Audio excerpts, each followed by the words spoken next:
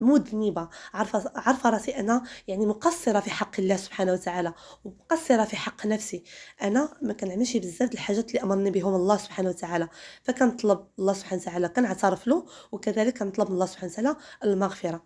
يعني الله سبحانه وتعالى ملي كيشوف داك الإنسان دائمًا كيقول هاد الدعاء وبيقين وبحُب يعني واخا أنتِ عندكم مقصّرة، واخا كتعمل الذنوب، الله سبحانه وتعالى غادي يرشدك إلى الخير، غيرشدك لأن أنتِ كدعي. الدعاء أخواتي هو يعني واحد الحبل ما بيننا وبين الله سبحانه وتعالى، هو واحد الرسالة اللي كتوصلنا عند الله سبحانه وتعالى، لأن حنا ما عندناش يعني شي حاجة اللي غنوصلوها لله من غير الدعاء. يعني الإنسان كيدعي الله سبحانه وتعالى، واحد الحبل، واحد الرسالة، واحد الهاتف ما بينه وبين الله سبحانه وتعالى، وهو الدعاء. ادعوني أستجب لكم. الدعاء هو خصنا ندعيو بحب، بإخلاص، بيقين بأن الله سبحانه وتعالى كيسمعنا. العكس بعض الناس يعني كيذكروا الله سبحانه وتعالى، وحتى المنافقين يذكرون الله كما قال الله سبحانه وتعالى في القرآن، المنافقين يذكرون